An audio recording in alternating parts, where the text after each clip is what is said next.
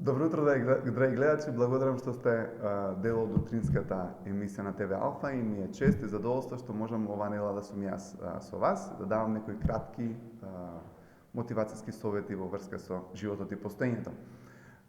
Денес она што сакам да го зборувам е како да имаме самоконтрола. Имаше дадени пораки на социјалните медиуми, прашања кои што бе упатени до нив, како да имам самоконтрола, како да си го контролирам умот, како да го контролирам стресот, како да го извадам најдоброто од мене и така натаму. Имав обраќање во врска со оваа тема и сакам да го слушнете вие моето веудување во врска со сето тоа. Самоконтролата всушност доаѓа кога сме заинтересирани за околината, а не за себе си. Замислете како би било доколку јас обично држам мотивацијски предавања и говори, и кога говорникот постојано мисли на себе, тогаш не е успешен. Гледате, ако ја почнам да мислам или во ова интервју како ми изгледа косата, чекај крајната дали ми е како што треба. И одеднаш почнувам моето внимание наместо да е во комуникација со вас, почнувам да го ставам на мене, во тој момент немам контрола. Фактички само контролата во суштина е термин кој што е малку чуден. Само контролата доаѓа од начинот, односно од можноста да ги контролирате другите луѓе на убав начин. Не да ги контролирате негативно, да ги контролираме позитивно. Што тоа значи? Едноставно да им дадеме внимание, да имаме волност да сме им од помош. Ќе дадам пример. Мојата фамилија има среќа да живеам со прекрасни родители, но како и во секоја друга фамилија, така и ти има моменти кога се расправа, има свои кавги.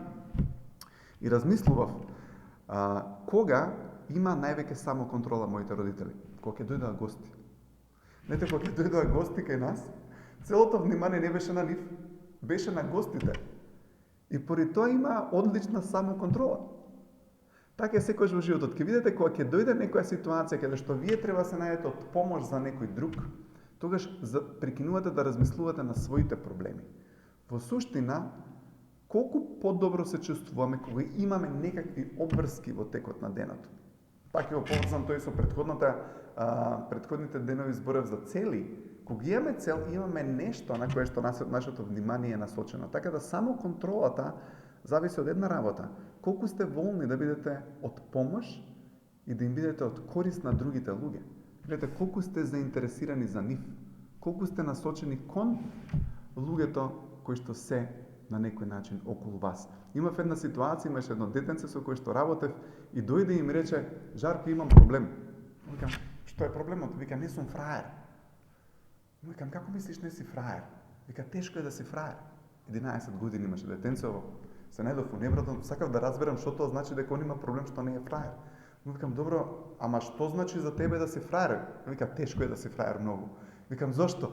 Поради тоа што вика, за да сум фраер треба вака да не им обраќам внимание на девојчињата, треба да гледам у себе си како ја изгледам, како се понашам, како стојам. Гледате, во суштина фраерот у наводници мисли постојано за себе.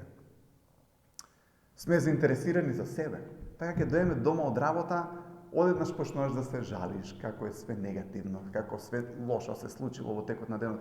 Не ни паѓа на памет дека можеби ако прашаме особата која што нас како ти помина денот, дека можеби ќе имаме поголема контрола врз нашите мисли. Гледате, детето кое што ми кажува тешко е да си фраер во наводници, мислам дека тоа не е фраер, некој кој што постојано сака само за себе да добие и да земе и целото внимание да е насочено на него. Вистинскиот фраер е човек кој што е заинтересиран за другите луѓе, кој што сака да им помогне, кој што сака да е на услуга на другите. Гледате, да им бидете од корист на другите луѓе е најголемото богатство кое што можеме да го имаме. Поради тоа што моралот на човекот, неговата позитивна енергија доаѓа од тоа кога ќе им помагаме на другите луѓе затоа што сваќаме дека сме компетентни и дека сме добри. Така да вистинските фраери во животот мислам дека се луѓето кои што на некој начин имаат повеќе внимание за потребите на другите луѓе, а не на себе си. На тој начин имате одлична самоконтрола. Тука сме да служиме, бидете среќни поради тоа што имате околина која што бара помош од вас. Насочете го вниманието на околината, насочете го околиното на другите луѓе, ќе видите колку помалку проблеми умствени ќе имаме. колку повеќе сме насочени кон нас во нашите мисли и колку повеќе сме заинтересирани само за нас, не викам дека треба да се запоставиме, ниту пак да се почитуваме, но на некој начин мислам дека најголема работа во овој живот е кога некои други луѓе ќе ти кажат колку ти си им помогнал да имаат добар и посреќен живот. Ви благодарам што ми слушавте, ви посакувам убав ден, благодарност до утринската програма на Алфа ТВ, што ни ја возможи ова шанса да бидам дел од оваа емисија. Пријатно!